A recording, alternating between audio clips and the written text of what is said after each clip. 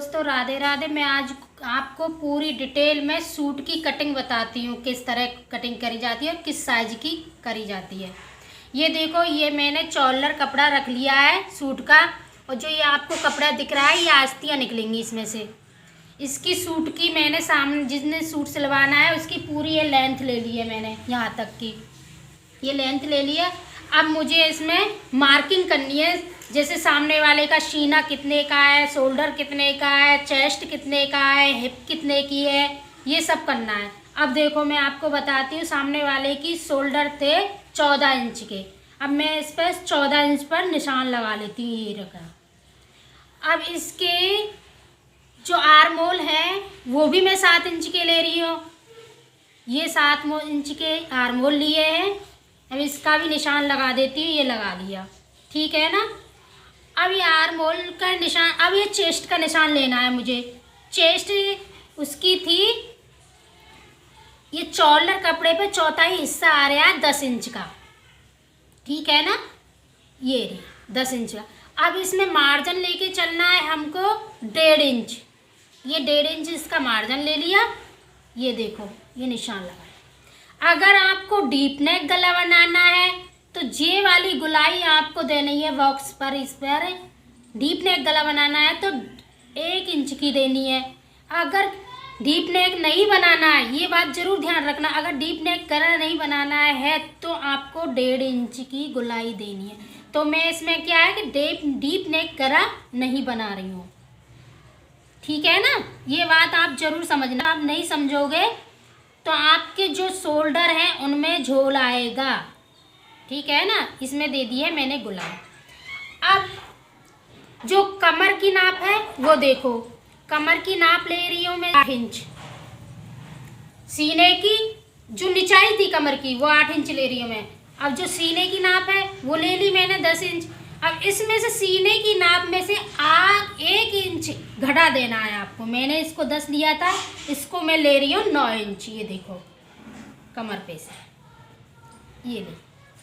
अब इस पे भी हम 1.5 इंच का मार्जिन लगा देते हैं, ये लगा दिया। इसकी लाइन ड्रॉ कर देते हैं हम, इसकी भी कर दी है। अब हमको लेनी है हिप की नाप। ये देखो हिप की नाप आपने कितने पे लेनी है, सामने वाले की कितनी लंबाई है ये देख लेना, नाप लेना।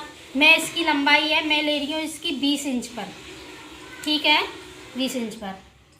अब हिप की नाप आपकी कितनी आती है, अधिकतर लोगों की चेस्ट के हिसाब से ही आती है, पर लेकिन उसकी जैसे आप नाप लोगे उस हिसाब से देख लेना। मैं इसकी ले रही हूँ 10 इंच।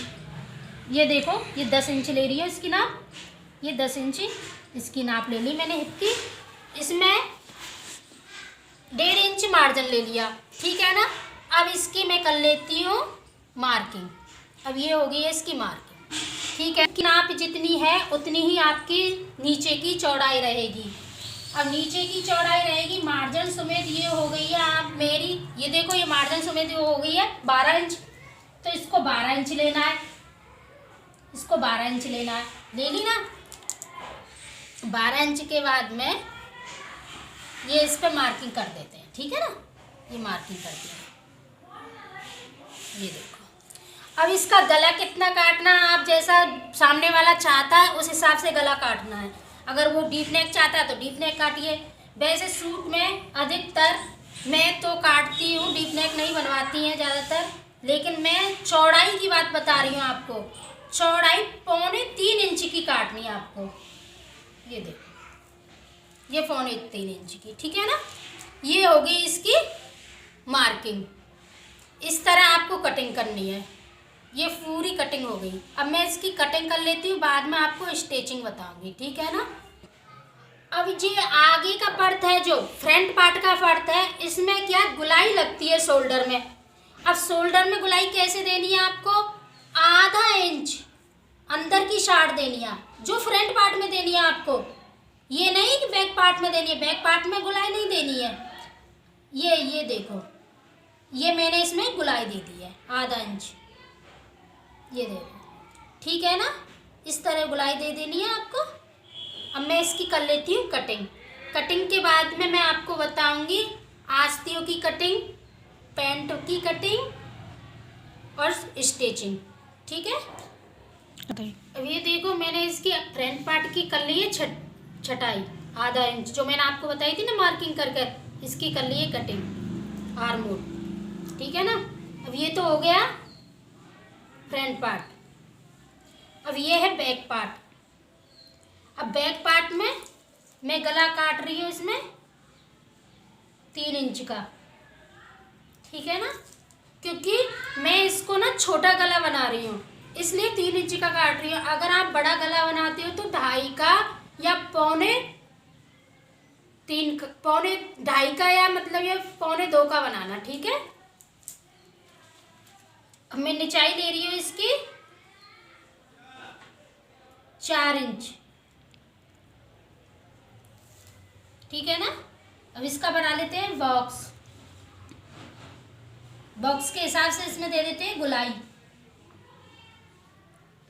ठीक है ना।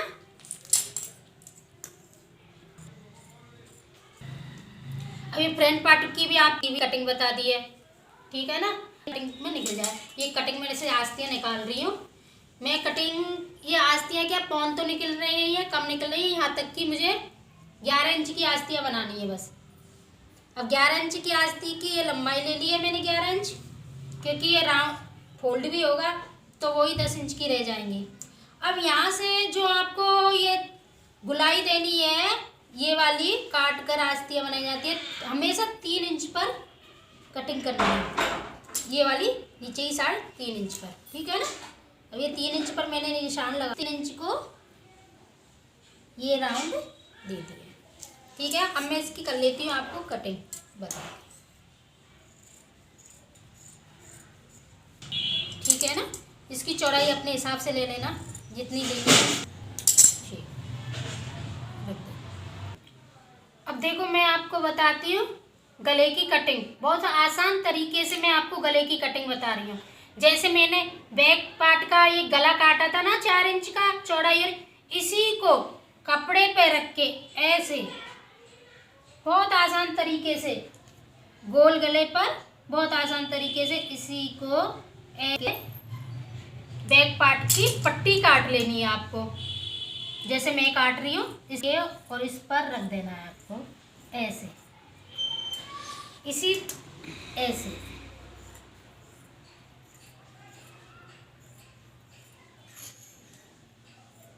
ठीक है ना।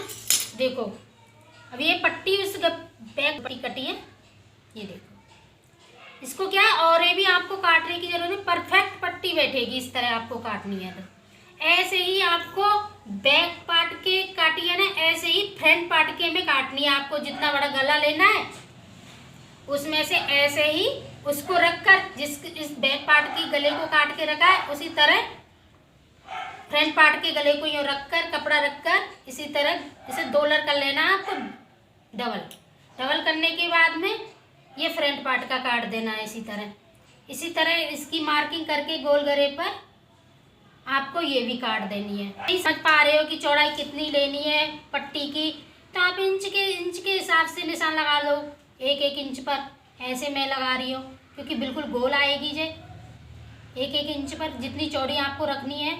आजकल ना लोग चौड़ी पट्टी ज़्यादा पसंद कर रहे हैं, ठीक है ना। ये बहुत आसान तरीका है आपको पट्टी लगाने का, इससे क्या आपके गले में ना झोल आएगा ना कोई दिक्कत आएगी, ऐसे ही आपको लगा लेना है, ठीक।